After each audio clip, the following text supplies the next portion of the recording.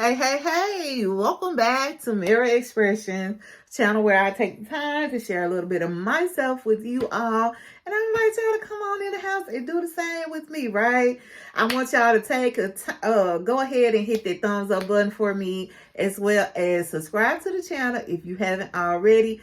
And leave me a mirror emoji in the chat if you have looked in the mirror today and you are feeling A1 with what you see looking back at you. And if you're not, as always do what you must to get back to a healthier version of yourself. All right, y'all.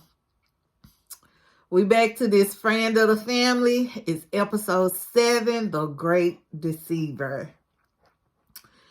And y'all, this is all I can do. All I could do, where I just be sitting there watching it, and I just be in total disbelief that things got to the point where they are. Like, I know B has the gift of gab. He's very charismatic and charming, but still, like, I still cannot wrap my head around how things got to this point. So anyway, we left off with Jan. She snuck out the window and she left that letter, right? So, and B had called acting like he didn't know where she was, and like he was just so tore up that she ran away. So, yeah, how's this again? I think I mentioned this last episode. Like, how did they arrange all that? Like, as the real Jan wanted to say, you know, this was a different time, and it was, so there was no access to like cell phones, or like calling long distance was a thing, and it cost. So like, how were they doing it? Because remember, he was no longer he was living in Wyoming, right? So like, how did he arrange the time and the date for her to run away, and where they will meet? Like, how was this? I don't. It's just blowing my mind, like, this whole thing. But anyway, nevertheless, she ran away. We see her running, and she ends up meeting with him, you know what I'm saying? And so she's looking all scared at first, and he, you know, tries to calm her down. And then he gives her one of her little allergy pills and tells her, you know, that he gonna drop off to the airport, and then one of his friends will be there to meet her when she gets off the plane. So they don't really say at that point where she's going, but we find out later that he sent her to California, right? And he went to go live on in Salt Lake City in Utah. So we see the Pete with the FBI, right? He's with the bro birds, and he's just basically telling them that this too cannot be treated as a kidnapping, because, you know, they have to be able to disprove that Jan ran away. But with there being a note, it's like she's a runaway. So it's nothing he can do unless they find some kind of incriminating evidence, right? So he was telling them the plan is to make B feel comfortable enough so that he starts talking and probably slip up as to where Jan is, right? That's the plan. This is what Pete is telling them now, right? I'm putting emphasis on this because he literally told these people that, and you would think at this point they would have learned their lessons about not following directions from the authorities. But as we find out, it doesn't happen. So he says, make them feel comfortable. They're going to be taping stuff. And that he tells them, you know, just go along with his narrative that Jan ran away, that she is not with him. And whatever you do, do not accuse him of anything, right? So, of course, B ends up calling, right?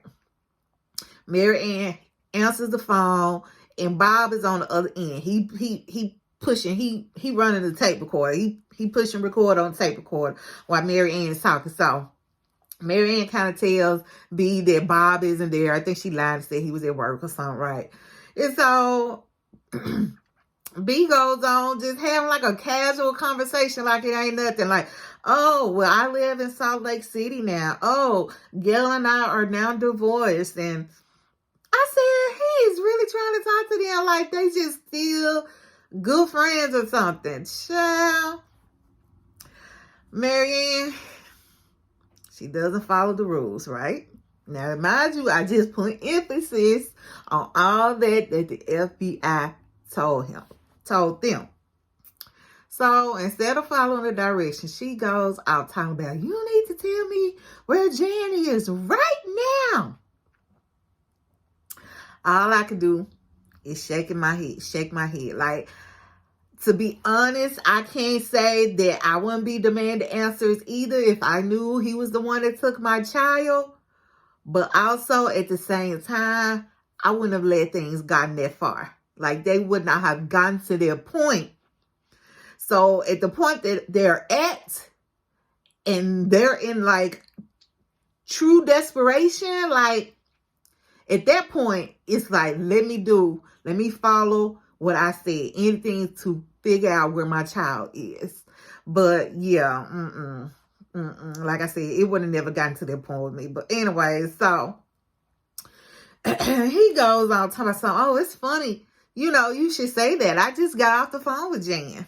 I just talked to her. And, he's just talking so casually, like it's just nothing. But a couple of days before, you were so tore up that she had run away again. And so, of course, Marianne is like, well, what did she say? And then he took forever. And y'all, they panned that camera over to him. And he was just laughing. I said, he is literally getting off on these people's misery. He's getting off on the fact that he is causing their misery. All this anger, anguish, and agony.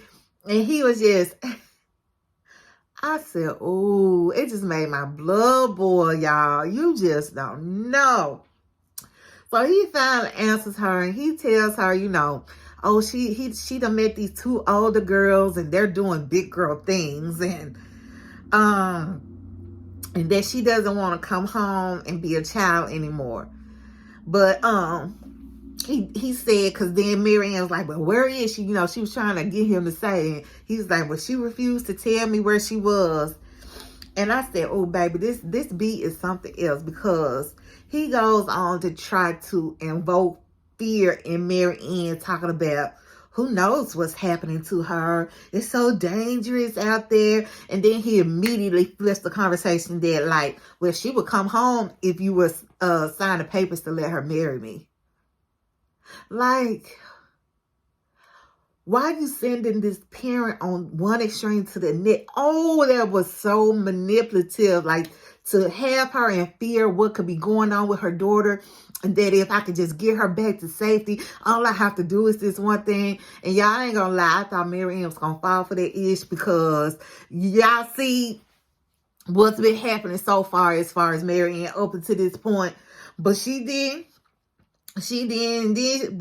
ended up going off and was just like starts calling him evil, and that she can't wait to see him in jail. And so then he hangs up the phone on her. So now, they're back here not knowing anything or any closer to knowing anything. I said Marianne was probably the wrong person to answer the phone. Bob should have answered the phone and had Marianne do the recording. So anyway, Pete, he down to the Salt Lake City, He got Salt Lake City down to Utah, right? He got eyes on him, right? So he just sitting in his car watching him. So he's spying on B, but B spying on him. Y'all, this dude is so bold. So when B spots Pete, he comes up to the car where Pete is. And he's just like, can I help you with something? And so Pete is looking like, damn, but he's staying with it though. He was like, yeah, I want to know where Jan Broberg is at. And here go B. Well, I thought y'all don't investigate stuff like that when it's a runaway. So with that being said, you being here, I could say it's harassment. And then, baby, he walks off like he ain't got a care in the world. And get his butt in the car with Gail as she drives off. I said, oh, wait. And you can tell Pete was frustrated. He started banging on that horn like, damn. Y'all, I just can feel the frustration. Like, oh. And I said, why is Gail still fooling with this man knowing that,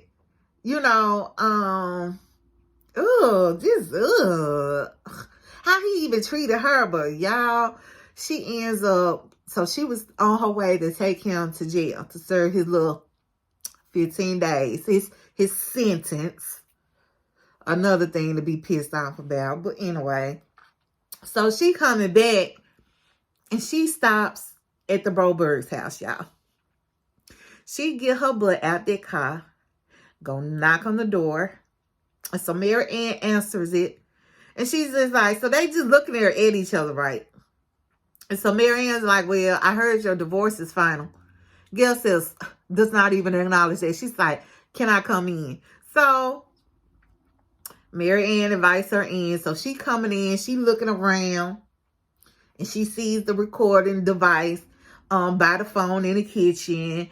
And I said, oh, she gonna run back and tell B that they're recording their conversations. Like, that just was not smart. Like, ain't no way that lady would be back in my house, but she's there. And so she says, I just dropped B off at jail, and I just wanted to come and express my grief about Jan running away again. Y'all. Anyway, Mary Ann, she trying to keep her shit together. She was just like, well, of course, if there's anything that you know that you could help us with, I would hope that you would tell us. And Gail said, well, I asked B and he said he didn't know anything, and I believe him. Woman, now you don't believe nothing that man say. Like, oh, child. So Gail goes on to say, well, Jan really wants to be with him. And so she says, I wasn't that much older when I married B. I wasn't that much older than Jan is now when I married B. And you ought to just let Jan marry B because it's only a piece of paper. But you want her to be home, right? So it's only a piece of paper. I said, you got to be freaking kidding me. First of all, you are a grown-ass woman talking about I wasn't that much older than Jan.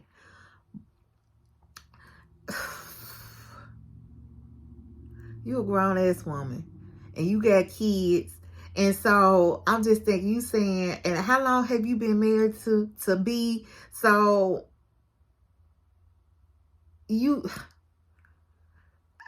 I can't see that you were a child when it happened. Maybe you were just coming out of your childhood. But how old was he at that time as well? Like, for you to say you were just a few years older than Jan is now, like, oh my gosh. Woman, you a grown-ass woman. Second of all, how you gonna tell them what to do with their child?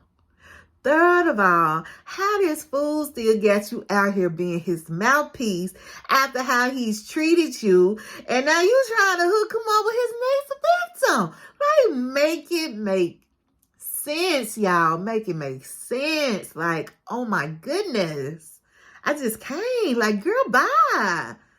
Ooh, deuces. Mary said, shame on you for trying to protect him. And dang all right. Like, why? Why are you? This is like when she showed up at their doorstep trying to tell them they need to go get in on their attorney versus having their own. And they're going to try to blackmail them like, no. Girl, sit down.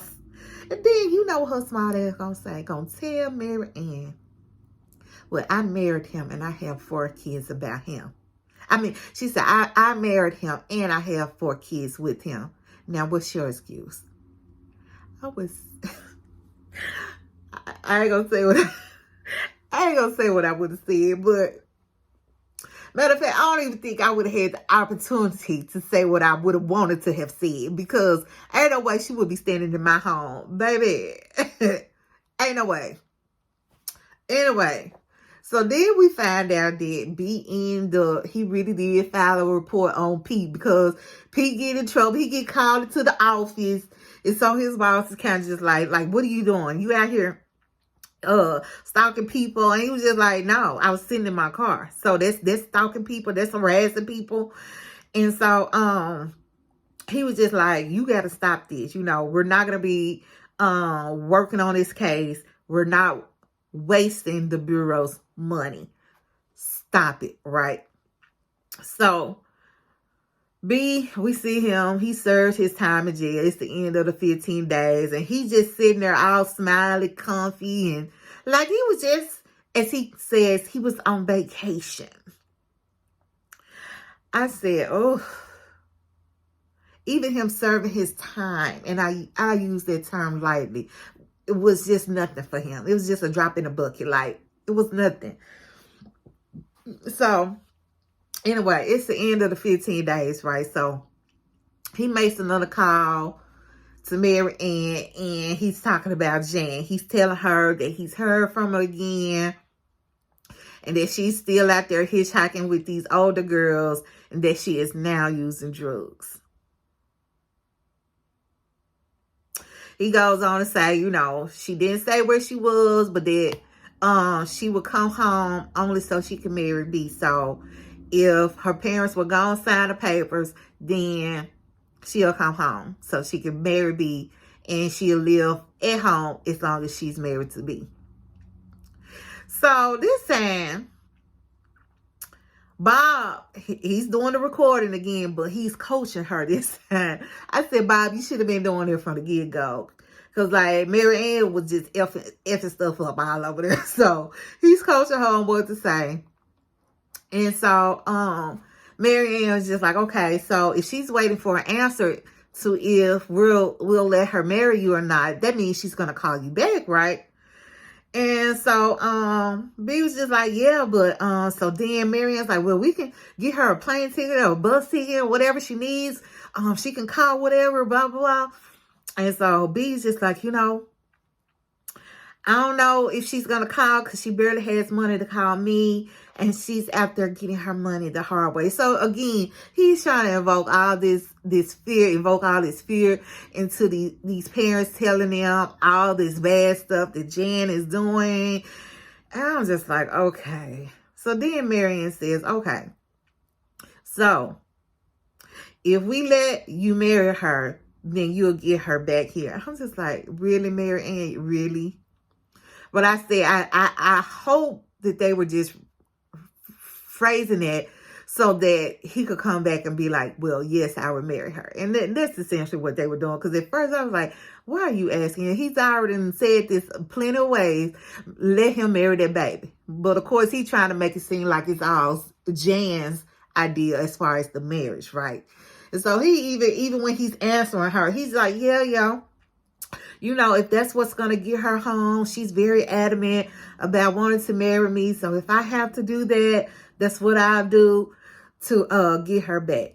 And y'all, I was thinking, okay, Mary Ann better not say yes, because all he gonna do is he gonna make them sign them papers before she comes home. And then once they're signed and he marries that baby, they ain't gonna see her no more. They are not gonna see her there anymore. I said, don't do it. Don't do it. So, that was pretty much the end of that. And so they got him on tape saying, he'll marry her. And so they're thinking that with him saying that on tape, then the FBI can now do something, right? And so Pete is over. He listens to the tape, and he's just like, no, it's not enough. It's not enough. So they end up, while Pete is standing there, getting a call from their bishop, who tells them, hey, I'm down at Ogden, and I just saw B, and I think he had Jan in the car with him. It was a little girl and it looked like Jan. And I know that they're not supposed to be together. So when they hang up the phone, now Bob had took their call. So when they hang it up, Pete, like I said, he's still there. So he's asking Bob, did he say she looks like she's under duress? And he was like, I don't know. He didn't say that, but I would guess she would be. And then, Pete was pretty much, because his boss and I already got on to him, right? He was just pretty much saying, they had to be able to prove that she did not run away. And so he goes on to tell them that contributing to the delinquency of a minor is nothing but a misdemeanor. I said, oh my goodness. I wonder if that's still true to this day. Because this is like a slap on the hand for something so serious. Wow. So anyway, I was just blown away. I didn't know that. Did y'all know that? Did y'all realize that? Because I really didn't. And it's just blowing my mind that that's the law. Like I said, I wonder if it's still the same today. But yeah. But anyway, Pete tells him that, the call wasn't enough. The bureau is not going to get involved. And that basically his hands are tied, He said, if he starts to press too hard on this, that he's going to get fired. And then they won't have anybody working to get Jan back to them. And so we see Pete go home, right? I said, we're seeing a lot of Pete this episode. He's really showing up in this episode. We see him go home and find out that one of his children, one of his girls is gone. She and one of her little girlfriends concocted a scheme where they both say they're sleeping over to the other's house, right? And so one of the moms ended up calling Pete's wife just to kind of check on her daughter. And that's how they find out that the girls lied. So Pete is driving him crazy. So of course he already dealing with all this stuff with Jan. And now his own daughter, teenage daughter, is not at home.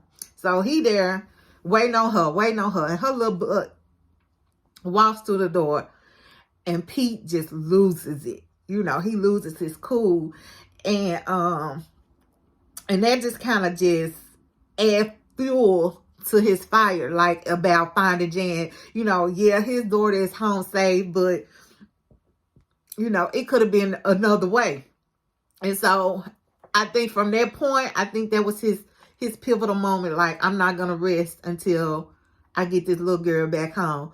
So he ends up right then and there getting on the phone, calling the Ogden Police Department and reporting B and telling them they need to be on the lookout for him.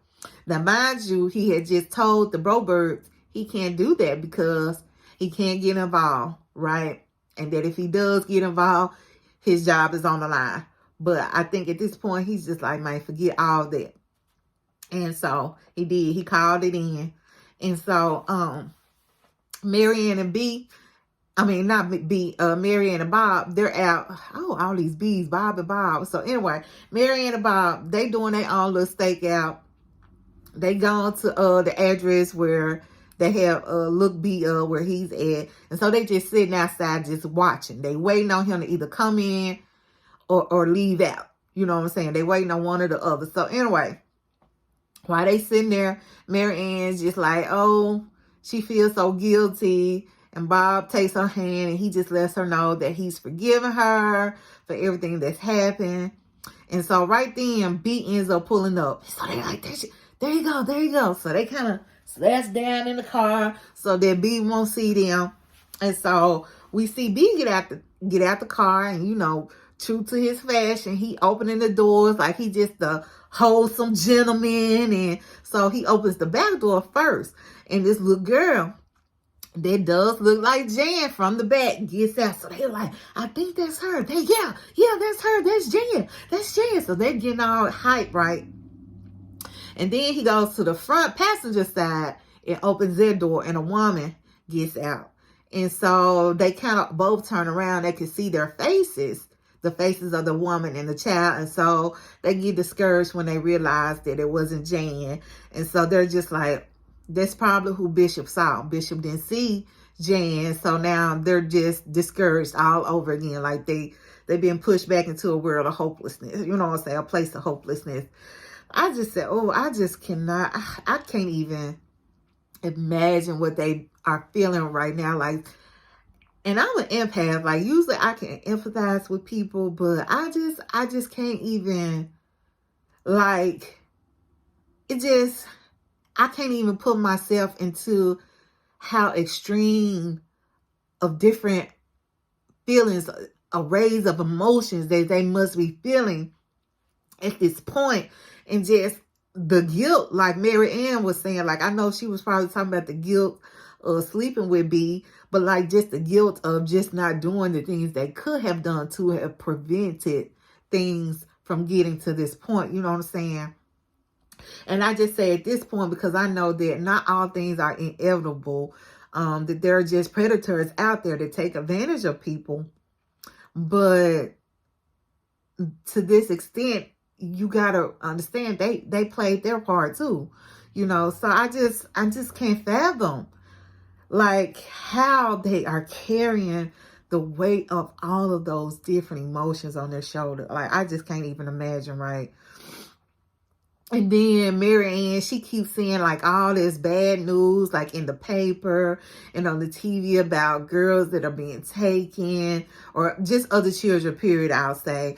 And so I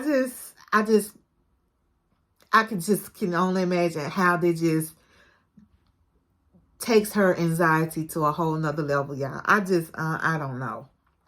But anyway, we end up, they take us back to 2 weeks. Like when Jan first kind of ran away, or Bob first kind of, or B first kind of told her to run away, set the runaway up. And so they're in Malibu, and so they're by the beach, and he's just talking to her. He's telling her, you know, how she's gonna be going to a Catholic boarding school while there, and she's just kind of like talking about, I wonder what it's gonna be like being in a Catholic school, because remember, they are LDS, right? The Mormons, right? And so he's just like, oh, but you're the best little actress, so you'll be fine. Like, just basically telling her, you know, this is just an acting gig. Just pretend like you're Catholic. Pretend like you're this person, because he ends up changing her name to Janice somebody or another. And then they done concocted a whole story, which they end up telling the nuns. But I'll kind of jump ahead. So they sit out there, and he's telling her, you know, don't worry about going to Catholic school. You're best actress. And so she's wondering about making friends, you know, at the new school. And so this fool tells her, actually, I done heard from Zeta and Zethra, and they said for you not to make no friends.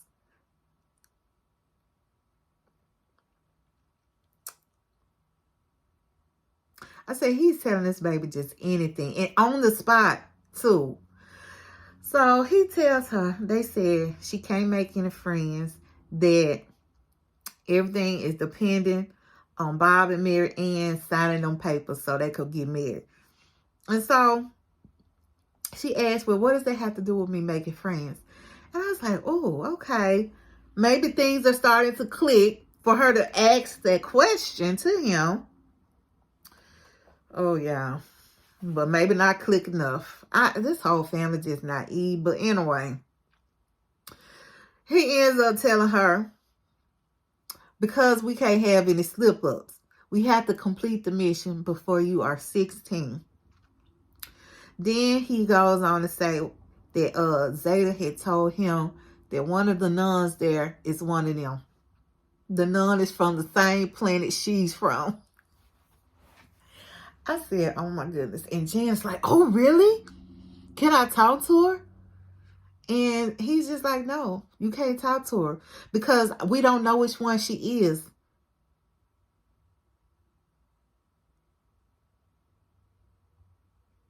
Then, y'all, he ends up giving her a gift. You know how he love bombs her. You know, she gets all sad because she probably really trying to start to question things. And then he gonna love bomb her. So this time, he gets on portable TV talking about, you could take this with you and but you're going to have to hide it because it's not allowed on campus. So he ends up taking her to the school, right? And he telling the nuns in charge that, oh, her mom passed away while we were escaping the PLO, and Jan's having a hard time with it. So don't question her about it. Don't talk to her about it. Then, y'all, he mentions the president by first name, like they all buddy, y'all. I said, I'll be damned. This man, like, I'm like, how do the people keep believing the things that are coming out of his mouth? It's just so unrealistic to me. Because, baby, had I been one of them nuns, when he said something about the president and calling them by first name basis, like, they just, I said, see, he would have been taking things too far. That would have been too far for me. Like, that story about escaping the PLO and her mama dying traumatically and all, that would have been a story in and of itself. And then you want to pile this all too, like he said he's a CIA agent in connection with the White House. I said, no. So he, as he said goodbye to Jan, he's just like, remember what I told you, Dolly, one of them will be watching you because they're one of you. I said, oh, he is just exerting his control in any shape, form or fashion. Even though he's not there, he got her thinking she's being watched by some doggone aliens. I said, oh, child. So anyway, Jan, we see her. She meets her roommate. You can tell she's scared, and she's watching that portable TV that he done got her about, watching this show. I think it was the show he mentioned. And y'all, it has to do with aliens. So there again, just perpetuating things in her mind that this other life is real. These aliens exist. They're here. They look like them. And that she needs to help save the planet. So her first day, we see her in the cafeteria. She sits down with this group and a group of girls. And, and they start introducing herself. And she said her name is Janice Tobler. That's it. Janice Tobler. And that she's from Lebanon. And so they start like pressing her for more information. She's just like, she don't want to talk about it. So she ends up spotting one of the nuns that she feels like is an alien like her. And so she goes to her office, right? And I was just like, okay, she's going to say something and it's going to just all fall apart. It's going to start unraveling from here, right? Because mind you, B had told her you can't say anything to the nun that's an alien. You cannot. But here she is. So she goes to the lady office and she asks the nun. She's like, I just got a question. And so the nun's like, yeah, what is it? What's going on? And she said, are you like me?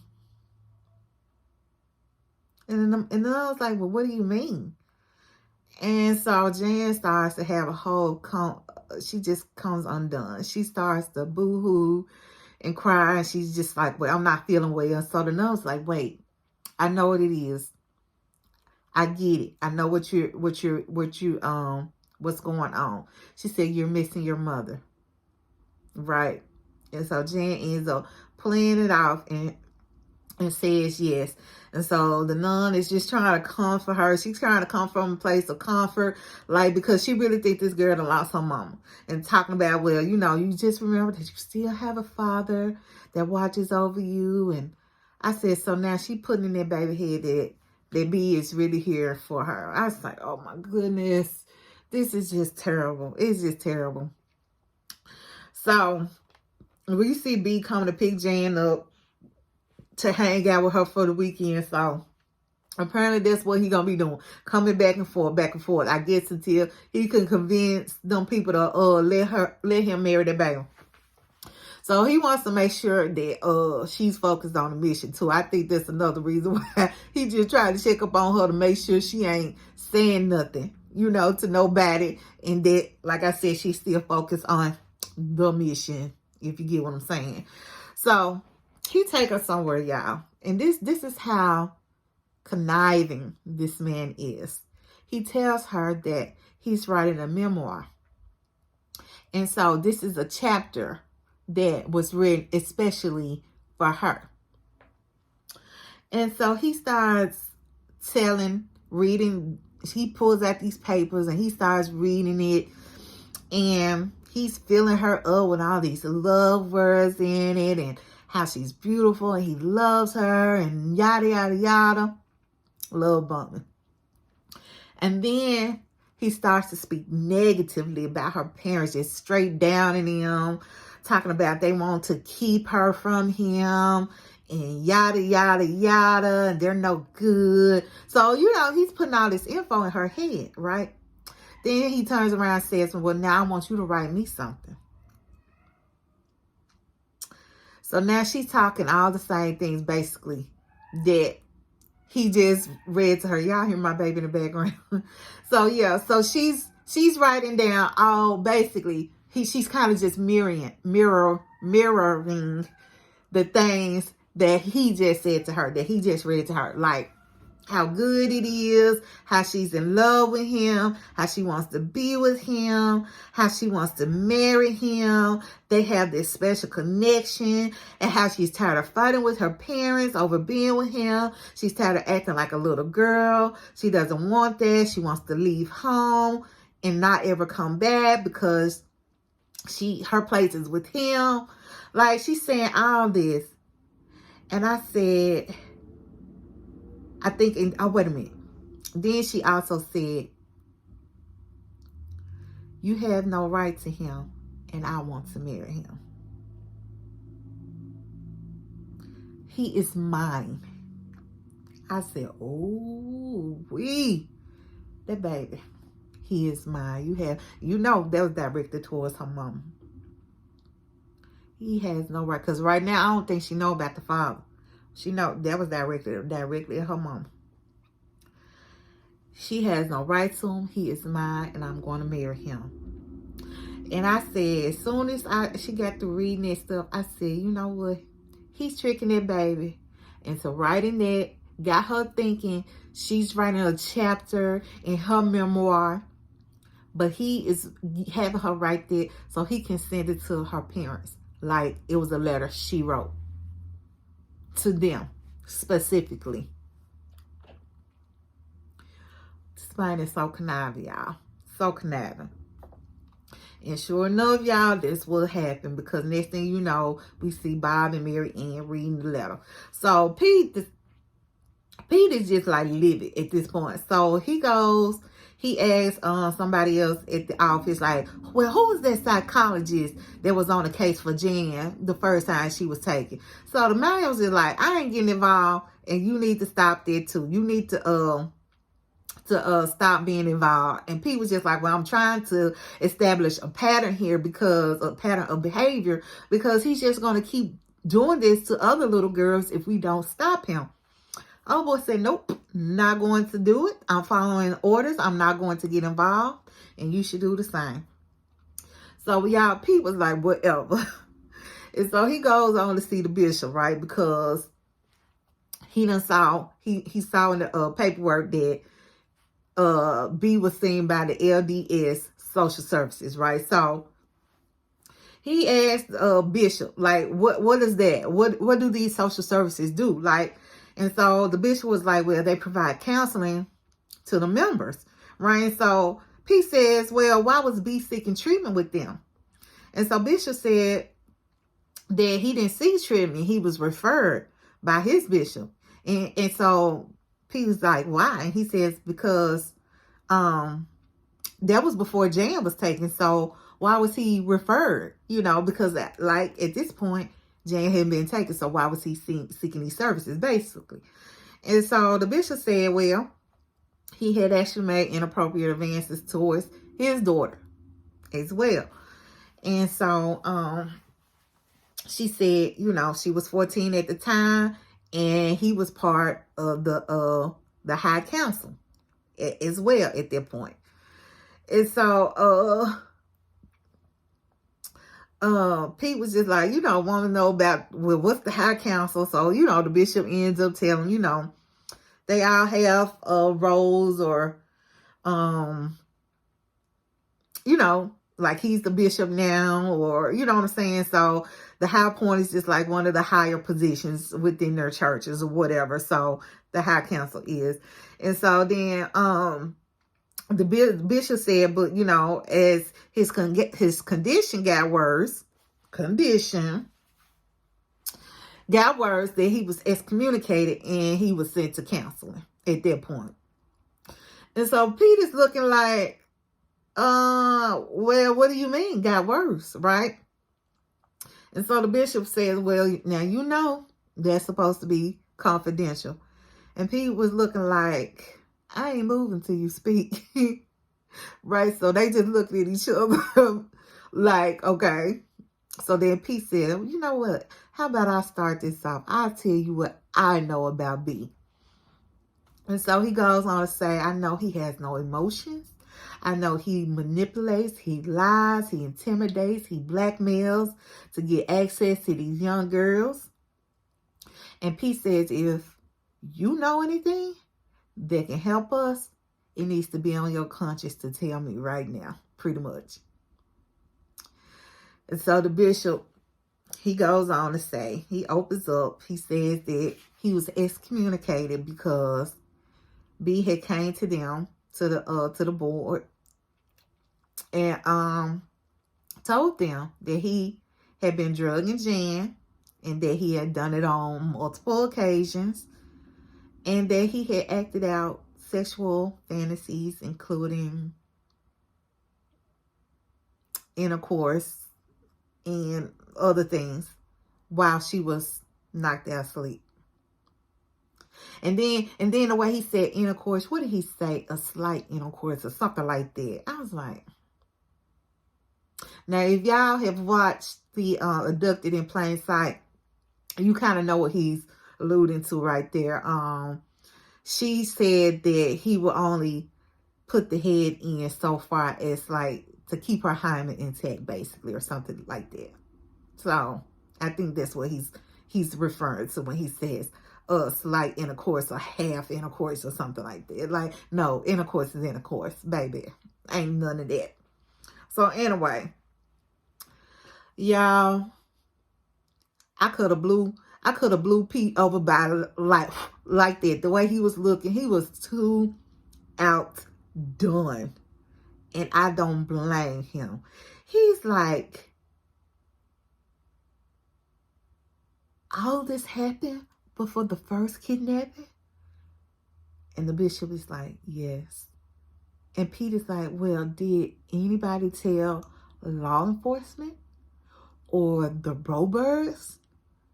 And the bishop goes on to say how in their religion, as long as you repent, then God forgives you. And so nothing else needs to be said about it. So basically, no, they didn't tell the authorities, nor did they tell their baby's parents what they knew. Even, now I've been in the mental health field since 2023.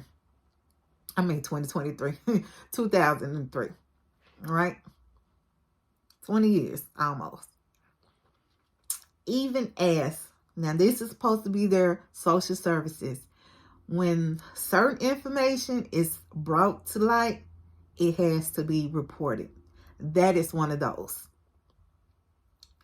Sexual abuse of a child or period has to be reported.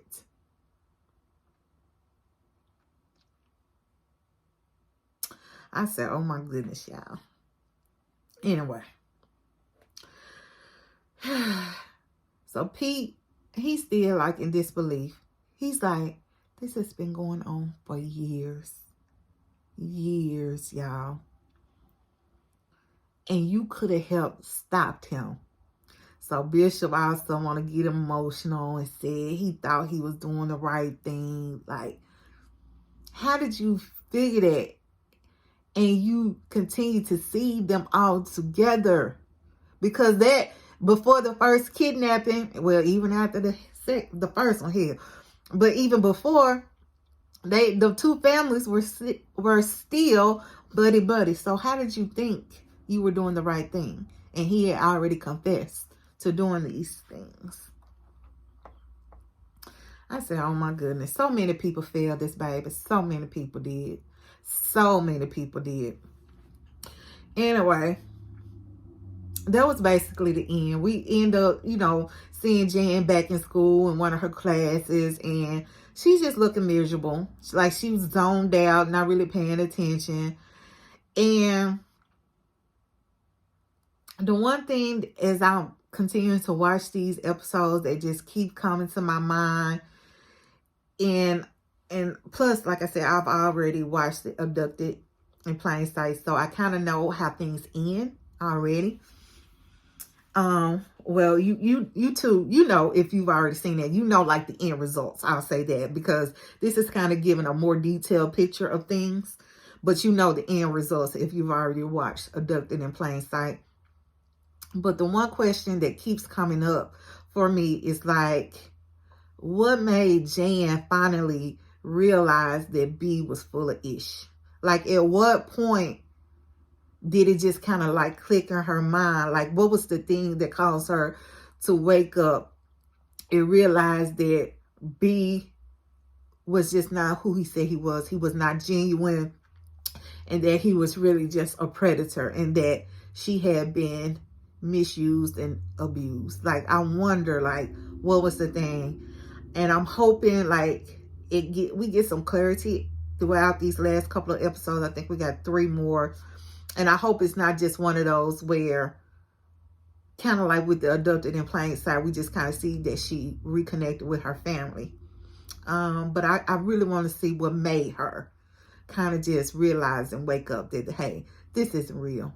This was never real. But anyway, y'all, that was the end of the episode.